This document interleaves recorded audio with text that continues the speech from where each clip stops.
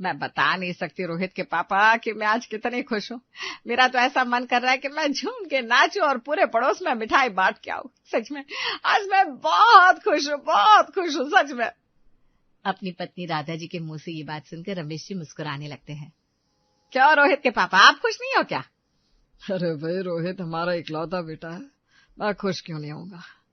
हाँ, लेकिन मैं ऐसा वाला खुश नहीं हूँ कि झूम के नाचूं और पूरे पड़ोस में जाकर मिठाई बांट कर आऊं, नहीं तो लोग मुझे पागल समझने लगेंगे। रमेश के मुंह से ये बात सुनकर राधा अपना मुंह बनाने लगती है। आप तो रहने दीजिए, आप हमेशा उल्टी बातें करते रहते हैं। रुकिए, मैं अभी विमला को बताकर आती हूँ, वरना पूरी रात मेरे पेट में दर्द होता रहेगा। अरे राधा, अब तो सुधर जाओ, तुम्हारी बहू आने वाली है। ये पेट दर्द की बीमारी आगे चलकर तुम्हारे लिए बड़ी खतरनाक हो सकती है। चुप रहिए जी, आप तो हमेशा ही उल्टा सीधा बोलते हैं। मैं अभी आई। हाँ, बिल्कुल जल्दी जाओ, कहीं देर ना हो जाए। फिर तुम्हारी विमला को भी तुम्हारी तरफ पेट दर्द होगा और पूरे मोहल्ले को बता देगी वो। लेकिन राधा तो बिना कुछ सुने सबसे प्यारी ये पड़ोसन विमला के घर की ओर मुड़ जाती है। मेरी बहन विमला, कहाँ है तू? अरे राधा, क्या हुआ, बड़ी जल्दी में लग रही है? इतना कहकर विमला घड़ी पर निगाह मारती है। रात के 9 बजे? पक्का कोई तो बड़ी बात है, इसीलिए तू इस टाइम आई है। हाँ, तो बड़ी बात है आई। अब मैं तेरी तरह सास जो बनने जा रही हूँ। ये सुनकर विमला की आंखें बड़ी बड़ी हो जाती है। विमला और राधा खुशी से एक दूसरे को गले लगा लेते हैं। क्या तूने रोहित की सगाई कर ली? हाँ विमला, आज ही उसका रोका करके आए हैं। ये सुनकर विमला का पारा हाई हो जाता है। अच्छा, जब सगाई कर ही ली है तब बता रही है मुझे कि तूने सगाई कर ली। वैसे तो बिना कोई बात बताए तेरे पेट में दर्द होने लगता है, इस बात के लिए तेरे पेट में दर्द नहीं हुआ? ये सुनकर राधा जोर जोर से हंसने लगती है। अरे अचानक ये सब हुआ, तुझे बताने का मौका ही नहीं मिला। हाँ ठीक है, दूर के ढोल सुहावने, पास के ढब ढब होए। चल, अब तू आई है तो तुझे कुछ गुरु मंत्र दे ही देती हूँ। गुरु मंत्र? वो क्या? पहले बैठ, फिर बताती हूँ। ए माधुरी, तू यहाँ खड़ी खड़ी क्या सुन रही है? जा जाकर चाय बना ला। इतना कहकर विमला जी की बहू माधुरी रसोई की ओर चाय बनाने चल देती है। सुन, तू अब जो सास बनने जा रही है ना, तुझे भी कमर कस के रखनी होगी और मेरे गुरु मंत्र जरूर ध्यान रखने होंगे। ये गुरु मंत्र कह के ना तूने मेरी बेचैनी बढ़ा दी है। अब जल्दी से बताना यार। लेकिन तभी विमला बिना कुछ कहे उठकर रसोई के पास बनी छोटी सी खिड़की से रसोई में झांक कर देखती है। ये देखकर राधा को कुछ अजीब सा लगता है। फिर विमला राधा के पास आकर बैठ जाती है। क्या कह रही थी तू विमला? अरे ये मैं तुझे रिहर्सल करके दिखा रही थी। जब नई बहू आएगी तो उसे टाइम टाइम पर ऐसे झांक कर चोरी से रसोई में चेक करना ही है कि कहीं दूध मलाई चोरी तो नहीं कर रही। फिर राधा अपने घर आ जाती है और रमेश जी देखते हैं। अरे राधा, तुम आखिर इस डायरी में क्या लिख रही हो? तुम्हारी सहेली विमला ने क्या कोई आज नया भजन सुना दिया है? नहीं, उसने मुझे गुरु मंत्र दिया है। ये सुनकर रमेश जी जोर जोर से हंसने लगते हैं। अच्छा जी, मैं भी तो जानू क्या गुरु मंत्र दिया है। तभी राधा चिढ़कर बोलती है। आप जाने दीजिए, आप अपने काम से मतलब रखिए, मेरे बीच में दखल अंदाजी मत किया कीजिए। अब राधा खुशी के मारे रात को 11 बजे अपनी बड़ी ननद को फोन लगाती है। अरे जीजी पाए लागू, तुम्हारे लल्ला का रिश्ता पक्का कर दिया है। अच्छा, हमारे लल्ला की सगाई हो गई, इससे ज्यादा खुशी की बात क्या हो सकती है राधा। चलो, अब हमारी राधा भी सास बन जाएगी। वाह जी वाह, कैसा लग रहा है राधा तुम्हें सास बनकर? बस जीजी बहुत ही बढ़िया लग रहा है, कुछ पूछो मत। तुम पूछो नहीं, लेकिन हम अपने तजुर्बे से बता देते हैं, बहू के साथ बड़े ही हिसाब से रहना होगा। आजकल की बहुएं ऐसी आ रही है कि मौका लगे तो सासों को बाजार में बेच कर आ जाए। ये सुनकर राधा के कान खड़े हो जाते हैं। है जीजी, ये क्या कह रही हैं आप? अब आपकी तो 2 बहुएं आ गई है, आप भी हमें अपना कुछ ज्ञान दे दो। हाँ, तो देंगे ना, देंगे क्यों नहीं। सुनो, आजकल की बहुओं को कोई छोटी मोटी चीजें पसंद नहीं आती, बड़ी से बड़ी चीज पर हाथ रखती हैं आजकल की बहुएं। अच्छा दीदी? हाँ, तो इनको शुरू से टाइट साइट करके रखना होता है। अब देखो, हमारी तो 2 तो है, तुम्हारी आएगी 1, तो ऐसा ना करियो कि तुम कुछ ज्यादा ही प्यार लुटा दो। यहाँ हमसे पूछो कैसी हालत है हमारी। दोनों को अगर संग बाजार ले जाए तो मान के चलो बाजार में ही महाभारत का मैदान सज जाता है। हाँ जीजी, वो कैसे? वो ऐसे कि हमारी प्यारी राधा अगर बड़ी ने पसंद करी 5,000 की साड़ी तो छोटी लेगी 8,000 की। फिर उसके बाद अब बड़ी को अपनी वाली फीकी लगने लगे तो कहने लगे कि ये नहीं चाहिए अब। बस बस जीजी, हम समझ गए तुम्हारे मन की बात। तभी हम कहे जीजी आजकल इतने पतली काहे होती जा रही है। राज की बात आपने आज बता दी है। अब कौन से क्या कहे, वो आज तुम्हें इसलिए बता रहे कि कल को तुम्हारी बहू आ रही है। हाँ हाँ जीजी, हम एकदम टाइट साइड करके रखेंगे। अच्छा जीजी, हम अब अपनी बड़ी बहन को भी जरा बता दे फोन करके कि रोहित की सगाई हो गई है। इतना कहकर राधा जल्दी से फोन रख देती है और अपनी बड़ी बहन चमेली को फोन लगाती है। दीदी सुनो, तुम्हारे रोहित की सगाई करके आ रहे। अच्छा। तभी पीछे से रमेश जी आवाज लगाते हैं, राधा, अरे राधा, तुम्हारा अखंड ज्ञान पूरा हो गया तो खाना दे दो। देखो तो सही घड़ी में कितने बज रहे हैं। तभी फोन पटकते हुए राधा तुनकते हुए वहां आती है और कहती है, राधा राधा राधा, बस ये थोड़े दिनों की बात है। बहू के आते ही मैं रसोई उसे सौंप दूंगी। अब मुझसे नहीं होता ये सब काम। अच्छा, तुम कहो तो जब तक बहू नहीं आ जाती तब तक के लिए होटल बांध लो। अरे मैं लाती हूँ ना। इतना कहकर राधा रसोई की ओर मुड़ जाती है। अब आप लोग सोच रहे होंगे कि राधा का ज्ञान पूरा हो गया ना। अरे अभी कहाँ। अब अगले दिन सुबह 6 बजे ही राधा के दरवाजे पर दस्तक होती है। जोर जोर से घंटी बजाने की आवाज सुनकर रमेश जी जाकर दरवाजा खोलते हैं। और कैसे हैं रमेश बाबू आप? अरे हम तो बढ़िया है दीदी, लेकिन आज आप इतनी सुबह सुबह। अरे अगर आपको हमारा आना इतना खराब लग रहा है तो बताइए, हम वापस लौट जाते हैं। अभी तो हम अंदर भी नहीं आए।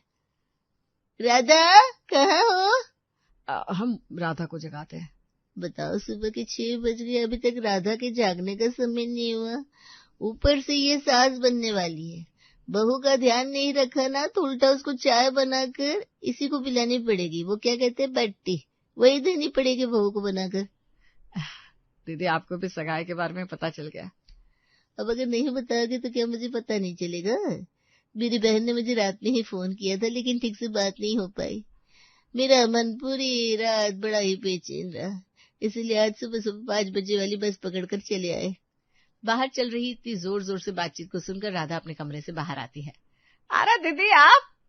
अरे कल रात पूरी बात बताए बिना ही तुमने फोन रख दिया, फिर क्या मुझे नींद आएगी? राधा वहीं आकर पास पड़े सोफे पर बैठने लगती है। अब बैठना बाद में, पहले घर आए मेहमान के लिए बढ़िया सी प्योर दूध की चाय तो बनाकर लाओ। अच्छा ठीक है दीदी, अभी हम आपके लिए बढ़िया सी चाय बनाकर लाते हैं। अब राधा की बहन चमेली देवी भी आने वाली नई बहू के लिए अपना ब्रह्म ज्ञान संग लेकर आई थी। अरे बहू वाली बन रही हो तो पहले खुद का उठना बैठना भी संभाल लो, नहीं तो बहू तुम्हारे सर पर चढ़कर भरतनाट्यम ना करे तो क्या ना। सोई हुई राधा की आंखें बटन से चमकने लगती है। क्या दीदी? अरे अभी 6 बजे तक तुम सो रही हो, फिर बहू को 4 बजे उठने की आदत कैसे डालोगी? तो दीदी मुझे इसके लिए क्या करना होगा? इसके लिए शुरुआत में तुम्हें जागना होगा, जिससे बहू के मन में तुम्हारे लिए डर आ जाए कि अगर तुम 6 बजे तक सोती रही तो वो क्या 9 बजे से पहले नहीं उठने वाली है। अच्छा दीदी ऐसी बात है? और नहीं तो क्या, यही ज्ञान देने तो मैं यहाँ आई हूँ। अब आगे की बात सुनो। बहू को कभी भी अपने गहने मत दिखाना। अगर कभी पहनने के लिए भी मांगे ना तो कोई न कोई बहाना बना देना, फिर कुछ आर्टिफिशियल दे देना और बोल देना आजकल तो सोना कितना महंगा है, कोई कोई ले गया तो फिर क्या करेंगे? लेकिन ऐसा क्यों दीदी, मेरे पास तो इतने सारे गहने शुरू से बना कर रखे हैं। वो अपनी बहू के लिए तो बनाया मैंने। तो फिर तुम एक काम करना, जिस दिन वो आए ना उसी दिन उसे पूरी तिजोरी के गहने निकाल कर पहना कर बिठा देना, फिर बाद में रोना सारे गहने उसने अपने कब्जे में कर लिए। अच्छा दीदी ऐसा भी होता है क्या? ऐसा भी नहीं, ऐसा ही होता है राधा। ठीक है दीदी, मैं आपकी इस बात को ध्यान रखूंगी। अब राधा हर रोज अपनी ननद की, अपनी प्यारी पड़ोसन विमला के और अपनी प्यारी बड़ी बहन के ब्रह्म ज्ञान को दोहराती रहती कि जब भी उसकी बहू आएगी तो उसे उसके साथ किन किन बातों का ध्यान रखना है। अच्छा राधा जी, आज फिर से डायरी पढ़ी जा रही है। तो क्या क्या लिखा है तुमने इस डायरी में, मुझे भी तो पढ़ाओ। आपको क्या करना है हम औरतों की बातों से? इतना कहकर राधा अपनी डायरी उठाकर वहां से चलने लगती है। अरे क्या रखा है राधा इन सब बातों में? हमारी एक ही तो बहू आनी है, उसे अच्छे से रखो। क्या करोगी उस पर इतनी निगाह रखकर? मतलब आपने डायरी पढ़ ली है ना? आपने बहुत शातिर हो। ये सुनकर रमेश जी जोर जोर से हंसने लगते हैं। धीरे धीरे करते करते रोहित की शादी का दिन भी आ जाता है और रोशनी राधा जी की बहू बनकर घर में आ जाती है। हर रोज अपने गुरु मंत्र और ब्रह्म ज्ञान को पढ़ते पढ़ते राधा को अब तक हर एक बात याद हो चुकी थी कि उसे अपनी बहू को कैसे रखना है। रोशनी एक बड़ी ही समझदार और सुलझी हुई लड़की थी। उसने आते ही घर को बड़े अच्छे से संभाल लिया। रोशनी और रोहित की शादी के कुछ ही दिनों बाद हरियाली तीज का त्योहार आया। चारों तरफ हरियाली तीज की तैयारियां होने लगी और इसी बीच बुआ कांता देवी का भी घर में आगमन हुआ। वो भी अपनी राधा की बहू के संग कुछ समय बिताने आई थी। राधा, ओ राधा, कहाँ हो? जरा बाहर तो आओ। कहाँ घुसी बैठी हो? अब तो बहू भी आ गई, फिर भी तुम्हारे काम खत्म नहीं हो रहे। कांता देवी की आवाज सुनकर राधा अंदर से दौड़ी दौड़ी आती है और अपनी ननद के पैर छूती है। तभी रोशनी भी बाहर आती है और आकर कांता जी के पैर छूती है। अरे वाह राधा, बहुरिया तो तुम्हारी बड़ी ही सूथरी है, वरना आजकल की लड़कियों को तो बोलना पड़ता है कि कोई घर में आया है पैर छू लो। आओ आओ जीजी बैठो, बड़ी गर्मी हो रही है, बिल्कुल भी रहा नहीं जा रहा। अरे गर्मी तो पूछो मत राधा, बस सर चढ़कर बोल रही है। लेकिन ऐसी गर्मी में हम कानपुर वालों के लिए चाय का भी अपना ही एक मजा है।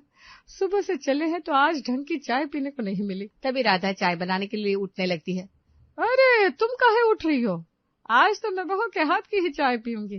क्या नई बहुरिया हमें चाय बनाकर नहीं पिला सकती? नहीं, ऐसी कोई बात नहीं बुआ जी, मैं भी बनाकर लाई। मम्मी जी आप आराम से बैठिए। इतना कहकर रोशनी चाय बनाने चल देती है और उसके पीछे पीछे राधा भी चल देती है, जो देखकर कांता को बड़ा ही अजीब लगता है। लेकिन जो राधा ने किया उसे देखकर तो आपको भी बड़ा अजीब लगेगा। राधा रसोई के बाहर बनी छोटी सी खिड़की से अंदर झांकने लगती है। तभी पीछे से कांता जी भी आ जाती है। अरे क्या कर रही हो तुम राधा? अरे जीजी चुप रहो ना, आओ हम लोग वहीं बैठे। फिर राधा और कांता दोनों आकर बैठ जाते हैं। ये खिड़की यहाँ कहाँ से आई? पहले तो नहीं थी हमारे घर में। अरे जीजी ये रोहित की शादी के पहले स्पेशली बनवाई है। वो मेरी पड़ोसन विमला है ना, उसने बताया था। वो अपनी बहू को ऐसे कमांड करके रखती है। उसकी बहू दूध की सारी मलाई खा जाती है और खुद अपने लिए गाढ़ा गाढ़ा दूध बचाकर उनके दूध में ना पानी मिला देती है। ये सुनकर कांता जी की आंखें चौड़ी हो जाती है। अच्छा, आजकल की बहू ऐसा भी करने लगी है। अब मैं भी ना जल्दी से घर जाकर खिड़की बनवाऊंगी। ये तूने बड़े पते की बात बताई। वैसे तेरी बहू ने भी कभी ऐसा किया क्या? नहीं जीजी, अभी तक तो मेरी बहू ने ऐसा नहीं किया है, लेकिन मैं निगाह पूरी रखती हूँ। जिस दिन भी ऐसा किया ना, उसी दिन उसे एकदम अच्छे से धमका दूंगी। चल जल्दी देख कर आ। राधा फिर से जाकर खिड़की में झांक कर देखती है और एक राहत भरी सांस लेकर वापस आती है। हाँ, बहू ने दूध का पतीला वापस फ्रिज में रख दिया और हमारी चाय बन चुकी है। यानी वो दूध में फिलहाल तो कोई मिलावट नहीं करेगी। तब तक रोशनी एक बढ़िया सी गर्मा गर्म चाय लेकर आती है। बहू ने वाकई में चाय तो बड़ी अच्छी बनाई है, मजा आ गया। थैंक यू बुआ जी। अच्छा, आप खाने में क्या खाएंगे बताइए, मैं आपके लिए वही बनाऊंगी। जो भी तुझे सबसे अच्छा बनाना आता हो, बस बहू तो वही बना ले। वैसे भी मुझे ज्यादा भूख नहीं है। ठीक है बुआ जी। इतना कहकर रोशनी वहां से चली जाती है।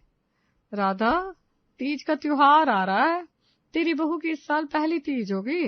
तेरी जेब अच्छी खासी खाली होने वाली है। नहीं जीजी, मैंने पहले ही सोच लिया है। जैसा जैसा आपने बताया मैं ठीक वैसा ही करूंगी। ये सुनकर कांता जी बहुत जोर जोर से हंसने लगती है। जैसे कि तेरे कहने से तेरी बहू मान जाएगी। माने या ना माने, लेकिन मैं तो मनवा कर ही रहूंगी। चल इसी बात पर शर्त लगा ले। अभी ही शाम को खाने की टेबल पर देखते हैं। अब जैसे ही सब शाम को खाने की टेबल पर मिलते हैं तो कांता जी सबसे पहले जिक्र करती है। बहू, इस बार तुम्हारी पहली हरियाली तीज है, तो कैसी साड़ी लेने वाली हो तुम? कैसे क्या लेगी रोशनी? वैसी साड़ी लेगी जैसे मैं उससे कहूंगी। क्या रोशनी, क्या कहती हो? हाँ मम्मी जी, आप जैसे कहेंगी मैं वैसी साड़ी लूंगी। लेकिन नई साड़ी लेने की क्या जरूरत है? अभी मेरी शादी को ठीक से 2 महीने भी नहीं हुए हैं। कितनी सारी साड़ियां हैं जो मैंने अभी तक एक बार भी नहीं पहनी। मैं उसी में से कोई अच्छी साड़ी निकाल कर पहन लूंगी ना। ये सुनकर राधा और कांता दोनों एक दूसरे की शक्ल देखने लगते हैं, जैसे उन्हें सांप सूंघ गया हो। उनकी ऐसी शक्लें देखकर रमेश जी अपना खाना मजे से खाते हुए मुस्कुरा रहे थे।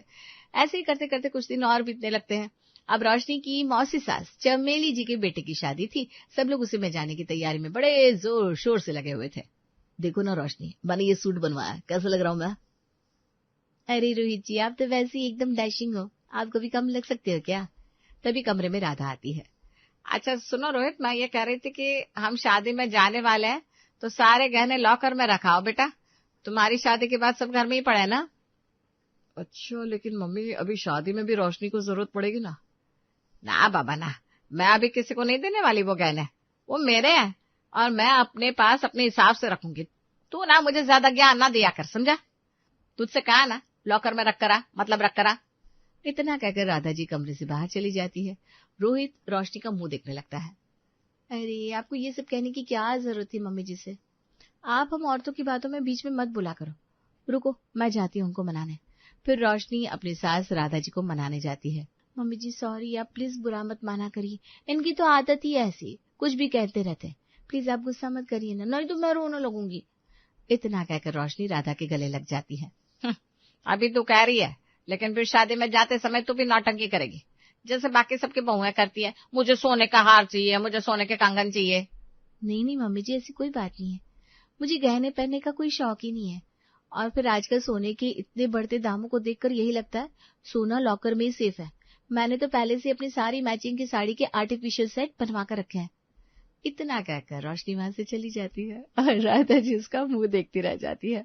अगले दिन सुबह सुबह रोशनी जैसे राधा जी के पास चाय लेकर आती है, वैसे ही राधा जी से गले लगाकर जोर जोर से रोने लगती है। रोशनी ये देखकर थोड़ा सा डर जाती है कि कहीं उससे कोई गलती तो नहीं होगी। क्या हुआ मम्मी जी, आप रो क्यों रही है? मुझसे कोई गलती हो गई है क्या? I am sorry. अरे नहीं पगली, है तो खुशी के आंसू है। तू मुझे बस इतना बता, तुझे आखिर बहू किसने बनाया? तुझमें तो बहू बनने के लायक एक भी गुण नहीं है। अरे बहू बनाना ही क्यों है, आखिर आज से रोशनी को अपनी बेटी बना लो राधा। पीछे से रमेश जी की आती हुई आवाज सुनकर राधा पलट कर देखती है। आप सच कह रहे हो जी, आज से रोशनी मेरी बेटी है। देख सुमित, मैंने पहले ही बोल दिया है कि बैठक में वही पेंट होगा जो मुझे पसंद है। अपनी ज्यादा अकल मत दौड़ाया कर। हाँ माँ, तुम जैसा बोल रही हो वैसा ही करा देते हैं। मैं तो बस वैसे ही पूछ रहा था। पूछने की क्या जरूरत है जब तुझे पता है कि इस घर का एक एक फैसला मैं ही लेती हूँ। जरा देख इस बही खाते को। रामू ने कल जो कर्ज चुकाया था उसका पूरा ब्याज आया कि नहीं आया? हाँ माँ, उसने पूरा हिसाब कर दिया है, मैंने खुद पैसे गिने थे। ठीक है, अब जाकर मिस्त्री से बोल दे कि कल सुबह से काम शुरू करना है और जो रंग मैंने बताया है वही लाना। तुझे जैसा ठीक लगे वैसा मत करने लग जाना वहां। ठीक है माँ। और सुन, इस महीने दूध का कितना पैसा आया है और कितना बाकी है सब लिख कर रखा है ना तूने? मुझे एक एक पैसे का हिसाब चाहिए होता है। हाँ माँ, सब इसमें लिखा हुआ है, तुम देख लो। तुम्हारे बिना पूछे मैं तो 1 रुपया भी नहीं खर्च करता कहीं। अच्छी बात है, जब तक मैं बैठी हूँ तब तक इस घर की 1 पाई का हिसाब भी मेरी मर्जी के बिना इधर से उधर नहीं होना चाहिए। रसोई में सुबह सुबह संध्या अकेली बर्तनों को साफ करने में लगी थी और सावित्री बाहर से चिल्ला रही थी। संध्या, अरे ओ संध्या, सुबह के 8 बजने को आए हैं और अभी तक चाय का आता पता नहीं है। क्या सोती रहती है तू सुबह तक? माँ जी, चाय बस बन गई है, मैं अभी आपके लिए लेकर आती हूँ। लेकर आती हूँ कि बच्ची, रोज का यही ड्रामा है तेरा। काम में जरा भी फुर्ती नहीं है, ढंग से रसोई की सफाई भी नहीं करती है तू। माँ जी, मैं तो सुबह 5 बजे उठकर झाड़ू पोछा और नाश्ता सब कर चुकी हूँ, बस बर्तनों को ही मांज रही थी। हाँ, अब मुझसे जबान मत लड़ा। अपनी गलतियां छुपाने के लिए 100 बहाने तैयार रहते हैं तेरे पास। जाकर पहले मेरे लिए कड़क चाय ला। जी माँ जी, मैं अभी ला रही हूँ, आप बैठिए। और सुनो, दोपहर के खाने में आज दाल और चावल ही बनाना, ज्यादा तामझाम करने की कोई जरूरत नहीं है। जी माँ जी। तभी रमेश जी आराम कुर्सी से बैठकर अखबार पढ़ रहे थे और सावित्री उनके पास आकर बैठ गई। सुनते हो जी, आज सुबह ही विकास का फोन आया था शहर से। बता रहा था कि मेरे पोता पोती अब शहर के बड़े स्कूल में जाने लगे हैं।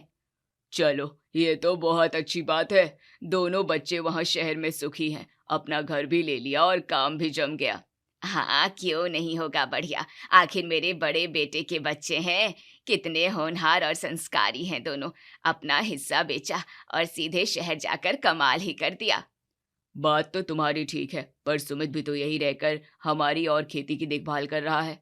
अरे छोड़ो भी सुमित को, उसमें कहाँ वैसा दिमाग है। वो तो बस जो मैं बोलती हूँ उतना ही कर पाता है। असली तरक्की तो विकास और अलका ने की है। मेरे पोता पोती को देखा है कैसे अंग्रेजी में पटर पटर करते हैं, शहर में बड़े लोग बनकर रह रहे हैं। हाँ वो तो है, पर यहाँ का काम भी तो कोई छोटा नहीं है। सुमित और संध्या दिन रात यही लगे रहते हैं। सुमित तो मेरा बेटा है, वो तो करेगा ही, और संध्या का तो काम ही यही है, करना ही पड़ेगा उसे। मेरे शहर वाले बच्चों की बात ही अलग है, जब भी फोन करते हैं दादी दादी करके मेरा कलेजा ठंडा कर देते हैं। कुछ दिनों बाद दोपहर के समय सावित्री और संध्या मिलकर शहर भेजने के लिए सामान पैक कर रही थी। संध्या देख, ये जो इस बार पूरा 10 किलो शुद्ध देसी घी निकाला है ना, इसे अच्छे से इस बड़े पीपे में पैक कर दे। शहर में मेरे पोता पोती को ऐसा ताजा और शुद्ध घी कहाँ मिलता है बेचारों को, वहां तो सब मिलावट का मिलता है। माँ जी, मैंने पीपा साफ करके रख दिया है, मैं अभी इसमें सारा घी पलट देती हूँ। हाँ, पूरा 10 किलो घी पैक कर देना, मेरे बच्चों की सेहत का सवाल है। और वो जो खेत से ताजी दालें आई थी ऑर्गेनिक वाली, वो भी 2-2 किलो अलग थैली में डाल देना। जी माँ जी, मैंने वो दालें भी अलग निकाल कर रख दी हैं। जब भी फोन करते हैं हमेशा पूछते हैं कि दादी हमारे लिए गांव से मक्खन और घी कब भेजोगी। कहती है मम्मी जी आप शहर आ जाओ हमारे पास रहने। माँ जी, बच्चे सच में बहुत प्यारे हैं। प्यारे तो वो हैं ही, तेरी तरह गुमसुम और खामोश थोड़ी ना रहते हैं। वो पूरे घर को सिर पर उठा लेते हैं, जब वो यहाँ आते हैं तो रौनक रहती है घर में। जी माँ जी। एक दिन सुबह सुबह अचानक अलका अपना बैग लेकर गांव आ गई थी। अरे अलका बहू, तू अचानक बिना बताए। अरे सुमित, संध्या, देखो तो सही कौन आया है। हाँ मम्मी जी, बस मन किया तो गाड़ी पकड़ी और सीधे चली आई। आपके बिना मन ही नहीं लग रहा था शहर में। अरे मेरी लाडली बहू, आ बैठ, थक गई होगी। संध्या, अरे ओ संध्या, कहाँ मर गई? देख तेरी बड़ी जेठानी आई है, जल्दी से पैर छू इनके और बढ़िया कड़क चाय बना कर ला। प्रणाम दीदी, आप कैसी हैं? मैं अभी आपके लिए पानी और चाय लेकर आती हूँ। हाँ ठीक है संध्या, जरा जल्दी लाना, रास्ते के सफर से पूरा बदन टूट गया है मेरा। और मम्मी जी, विकास तो बिजनेस में बहुत व्यस्त थे, तो मैंने कहा मैं ही चक्कर मार आती हूँ। बहुत अच्छा किया बहू, तू आ गई तो इस सूने घर में रौनक आ गई। सुमित, जरा अपनी भाभी का सारा सामान उठाकर अंदर रख दे। हाँ भाभी, मैं अभी सारा सामान अंदर रख देता हूँ। भैया नहीं आए साथ में? अरे सुमित, उन्हें फुर्सत कहाँ है, इतना बड़ा कारोबार संभालते हैं शहर में, तुम लोगों की तरह गांव में खाली थोड़ी ना बैठना होता है। वहाँ गांव के घर का छोटा कमरा जो कि संध्या और सुमित का था, वहां अलका अंदर आकर चारों तरफ देख रही थी। वाह यार, ये कमरा तो बहुत ही बढ़िया और हवादार है, खिड़की से सीधी ठंडी हवा अंदर आती है। मम्मी जी, मुझे यही वाला कमरा चाहिए रहने के लिए। हाँ तो इसमें कौन सी बड़ी बात है बहू, तुझे जो पसंद आए वो तेरा ही तो है। संध्या, अरे ओ संध्या, सुन रही है ना तू? अपना और सुमित का सारा सामान इस कमरे से निकाल और बाहर वाले छोटे कबाड़ घर में रख दे। आज से अलका इस कमरे में रहेगी। जी माँ जी, मैं अभी अपना सारा सामान समेट लेती हूँ। दीदी, आप इस कमरे में आराम कर लीजिए। हाँ संध्या, जरा जल्दी खाली कर देना, मुझे अपना कीमती सामान और कपड़े इसी अलमारी में ढंग से लगाने हैं, यहाँ वहाँ रखूंगी तो सब खराब हो जाएगा। देख रहे हो जी, हमारी बड़ी बहू की पसंद कितनी लाजवाब है, आते ही उसने सबसे बढ़िया कमरा चुना है। आखिर बड़े घर की बहू है, ऐसे वैसे कमरों में थोड़ी ना रहेगी। पर सावित्री, वो सुमित और संध्या का कमरा है, वो दोनों कहाँ सोएंगे फिर? अरे तुम चुप रहो जी, तुम्हें तो बस सुमित और संध्या की ही फिक्र रहती है। बाहर वाला कमरा खाली पड़ा तो है, वहां सो जाएंगे दोनों, अलका को कोई तकलीफ नहीं होनी चाहिए बस। अगले दिन दोपहर के समय संध्या खाना बना रही थी और अलका वहां आकर खड़े होकर सब देखने लगी थी। संध्या, ये तुम रसोई के किस कोने में बैठकर चूल्हा फूंक रही हो? ये जगह तो बहुत ही खराब है। ये जो किचन का सामने वाला हिस्सा है ना, जहाँ धूप आती है, ये हिस्सा ज्यादा अच्छा है। दीदी, मैं तो हमेशा से इसी कोने में खाना बनाती हूँ, यहाँ बर्तन और मसाले सब पास में रहते हैं। अब से तुम वहां नहीं बैठोगी, इस हिस्से पर मेरा हक रहेगा। मैं जब तक यहाँ हूँ मेरी पसंद की चीजें इसी कोने में रखी जाएंगी। तुम अपना तामझाम समेटो और पीछे वाले कोने में ले जाओ। जी दीदी, आप जैसा कहें, मैं अपना सामान पीछे वाले हिस्से में खिसका देती हूँ, आपको यहाँ कोई दिक्कत नहीं होगी। देखा अलका बहू, संध्या कितनी सीधी है, तूने जो कहा उसने तुरंत मान लिया। और वैसे भी इस रसोई पर पहला हक तो तेरा ही है, तू इस घर की बड़ी बहू जो है। हाँ मम्मी जी, हक तो मेरा सब चीज पर है, आखिर विकास इस घर के बड़े बेटे हैं। भले ही हम शहर चले गए, पर गांव के इस आशियाने पर हमारा पूरा अधिकार आज भी है। हाँ हाँ, क्यों नहीं बहू, तू जो बोलेगी वही होगा। संध्या, अपनी दीदी की बात का बुरा मत मानना, वो जो कह रही है चुपचाप वैसा ही कर। अलका धीरे धीरे घर की बाकी चीजों पर भी अपना कब्जा जमा रही थी। मम्मी जी, मुझे वो जो आंगन में नया सोफा सेट रखा है ना, वो भी अपने कमरे के बाहर चाहिए, यहाँ बाहर धूप में वो खराब हो जाएगा। अरे संध्या, सुन रही है ना तू? सुमित को बोलकर वो सोफा तुरंत अलका के कमरे में आगे लगवा दे। अलका बहू को बैठने में आराम रहेगा। जी माँ जी, मैं उनको बोल देती हूँ, वो अभी सोफा वहां रखवा देंगे। और हाँ, ये जो अलमारी में नए चांदी के बर्तनों का सेट रखा है ना, इन्हें कोई भी हाथ नहीं लगाएगा। ये सब मैं अपने हिसाब से इस्तेमाल करूंगी और इन सबको शहर ले जाऊंगी। अलका बहू, तुम तो शहर में रहती हो, वहाँ तुम्हारा इतना बड़ा घर है। यहाँ गांव की इन छोटी मोटी चीजों पर तुम क्यों इतना हक जता रही हो? सुमित और संध्या को भी तो इन सब की जरूरत पड़ती है। अरे मैंने बोला ना कि आप बीच में मत बोला करो। अलका जो भी कर रही है बिल्कुल ठीक कर रही है। बड़ी बहू का इस घर की एक एक चीज पर पूरा अधिकार है। संध्या को क्या फर्क पड़ता है कि सोफा कहाँ रखा है और बर्तन कहाँ है? हाँ पापा जी, मम्मी जी बिल्कुल सही कह रही हैं। संध्या को तो किसी चीज की परवाह ही नहीं है। अगर मैं इन चीजों को ढंग से संभाल रही हूँ तो इसमें गलत क्या है? वैसे भी गांव की चीजों पर हक तो मेरा भी है। एक दिन दोपहर के समय पूरा परिवार आंगन में बैठा चाय पी रहा था और अलका ने अचानक एक बड़ी बात छेड़ दी।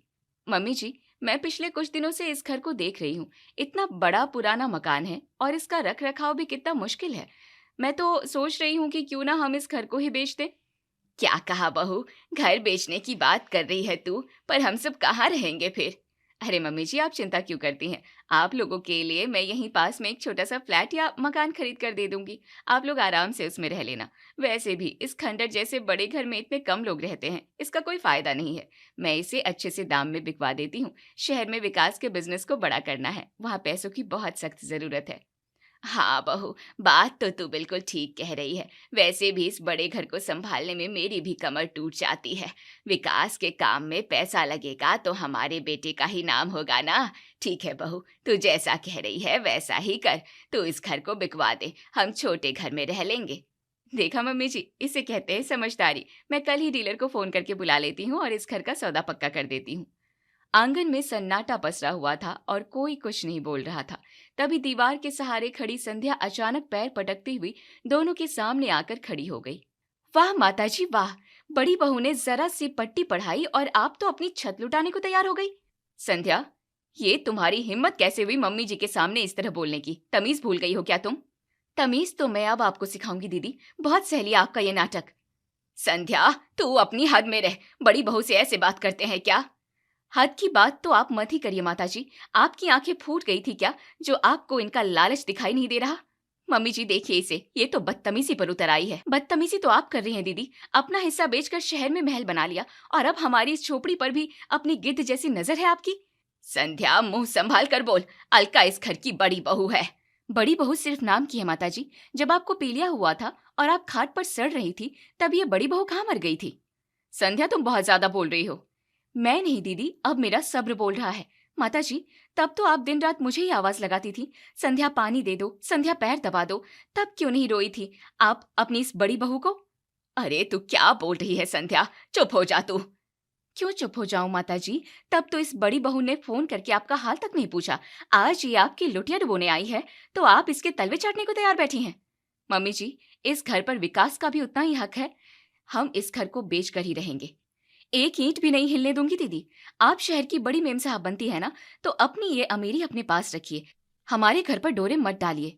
सुमित, देख अपनी बहू को, इसे रोक वरना मैं इसे घर से निकाल दूंगी। सुमित को बीच में मत घसीटिए माताजी। इनकी बुजदिली की वजह से ही आप दोनों के हौसले इतने बुलंद हैं, पर अब और नहीं। तुम हमारा रास्ता नहीं रोक सकती संध्या। रोक कर दिखाऊंगी दीदी। अगर किसी डीलर को इस घर के आस पास भी देखा ना, तो टांगे तोड़कर हाथ में दे दूंगी। तू इतनी बड़ी बात बोल रही है? हक छीनने वालों को आरती नहीं उतारी जाती माताजी। इस घर का सौदा करने से पहले आपको मेरी लाश से गुजरना होगा। बहुत देख ली आपकी बड़ी बहू की गुलामी। अब ये संध्या चुप नहीं बैठेगी। संध्या के ये तीखे और कड़क टॉन्ट सुनकर सावित्री और अलका दोनों हक्की बक्की रह गई और पूरे आंगन में सन्नाटा छा गया। संध्या के गुस्से के बाद आंगन में एक गहरा सन्नाटा पसरा हुआ था और सावित्री देवी कुर्सी पर बैठी कांप रही थी। अरे संध्या बहू, तू तो पहले इतना चुप रहती थी, कभी किसी बात का जवाब नहीं देती थी। आज अचानक तुझे क्या हो गया? चुप रहती थी तो आप लोगों ने मेरी मजबूरी का फायदा उठाया माताजी। मैं तो आपकी इज्जत में चुप रहती थी, पर आपने तो सोचा ये गूंगी है, बहरी है, कुछ नहीं बोलेगी। संध्या, मम्मी जी से बात करने का लहजा बदलो अपना। लहजा तो अब आप लोगों के हिसाब से ही बदलेगा दीदी। पहले मेरी रसोई खा गई, फिर मेरा कमरा खा गई और अब मेरे सिर से छत छीन रही है। क्या सोचा था आप दोनों ने कि संध्या पैर की जूती है, जहाँ चाहोगे पटक दोगे? बहू, मैंने कभी ऐसा नहीं सोचा। तू तो हमेशा से इस घर की सीधी सादी बहू रही है। सीधी थी इसलिए तो सबने फायदा उठाया माताजी। अगर शुरू से ही इस बड़ी बहू की तरह अपने हक के लिए लड़ती ना, तो आज आपकी ये हिम्मत नहीं होती कि हमारे सिर का आशियाना बेचने चली थी। मम्मी जी छोड़िए इसकी बातें, ये बस चिल्लाना जानती है। हम कल ही डीलर को बुलाकर बात पक्की करते हैं। कदम बाहर बढ़ाकर देखी दीदी, अगर पैर सलामत लेकर वापस शहर चली गई ना, तो मेरा नाम भी संध्या नहीं। अपना बोरिया बिस्तर समेटिए और अभी के अभी इस घर से निकलिए। अरे सुमित, देख अपनी जोरू को, ये तो बड़ी बहू को घर से निकाल रही है, तो कुछ बोलता क्यों नहीं? मैं क्या बोलूं माँ, संध्या आज जो भी कह रही है बिल्कुल सच कह रही है। हम इस घर को कभी नहीं बेचने देंगे। सुमित, तुम भी इसके सुर में सुर मिला रहे हो। विकास भाई साहब को पता चलेगा तो अच्छा नहीं होगा। धमकी किसी और को देना दीदी, अपने विकास भाई साहब से कह देना कि गांव का घर बेचने का सपना छोड़ दें। ये घर सुमित का है, मेरा है और हमारे हक का है। अब आप यहाँ से जा सकती हैं। घर में भारी तनाव था और अलका चुपचाप खड़ी संध्या को देख रही थी। तभी अचानक अलका के चेहरे पर एक बड़ी सी मुस्कान आ गई और वो ताली बजाने लगी। वाह संध्या, कमाल कर दिया तुमने। सच में आज मेरा दिल खुश हो गया। अलका बहू, तू ये क्या कर रही है? ये लड़की हमें घर से निकालने की बात कर रही है और तू हंस रही है। हाँ मम्मी जी, हो गया मेरा काम। मैं तो इस घर में यही सब करने के लिए आई थी। मतलब तू क्या कह रही है बहू? मेरी तो कुछ समझ में नहीं आ रहा। मतलब ये मम्मी जी कि ये संध्या हमेशा चुप रहती थी, कोई इसे कुछ भी कह दे ये अपनी जुबान नहीं खोलती थी। आप इस पर चिल्लाती थी तब भी ये सिर झुकाए खड़ी रहती थी। मुझे शहर में बैठकर हमेशा इसकी चिंता सताती थी कि मेरी ये छोटी देवरानी इतनी सीधी क्यों है। दीदी, ये आप क्या नया नाटक कर रही हैं? अब बातों को घुमाने की कोशिश मत कीजिए। ये नाटक नहीं है संध्या, यही सच है। मुझे अच्छे से पता था कि जब तक तुम्हारे खुद के आशियाने और हक पर बात नहीं आएगी, तुम्हारी ये बंद जुबान कभी नहीं खुलेगी। इसलिए मैं जानबूझकर यहाँ आई, जानबूझकर तुमसे तुम्हारा कमरा छीना, तुम्हारी रसोई छीनी और अंत में ये घर बेचने का झूठा नाटक किया। क्या ये सब नाटक था? तू सच में घर नहीं बेचना चाहती? बिल्कुल नहीं मम्मी जी, विकास और मैं शहर में बहुत खुश हैं और भगवान की दया से हमारा बिजनेस बहुत बढ़िया चल रहा है। हमें इस घर के 1 रुपए की भी जरूरत नहीं है। मैं तो बस अपनी इस छोटी बहन जैसी देवरानी की जुबान खुलवाने आई थी। मैं चाहती थी कि ये अपने हक के लिए खड़ा होना सीखे, ताकि कल को मेरे जाने के बाद कोई और इसका फायदा ना उठा सके। दीदी, तो आप ये सब मेरे लिए कर रही थी? हाँ संध्या, अगर आज मैं बुरी ना बनती तो तुम्हारी ये शेरनी वाली आवाज कभी बाहर नहीं आती। आज तुमने जिस तरह अपने हक के लिए मुझे और मम्मी जी को जवाब दिया है ना, मुझे तुम पर गर्व हो रहा है। अब मुझे तसल्ली है कि मेरी अनुपस्थिति में भी तुम इस घर को और सुमित को अच्छे से संभाल लोगी। मेरा मकसद पूरा हुआ। अब मैं वापस शहर जा सकती हूँ। सावित्री देवी और संध्या दोनों हक्की बक्की होकर अलका को देखने लगी और पूरे घर का माहौल पल भर में बदल गया।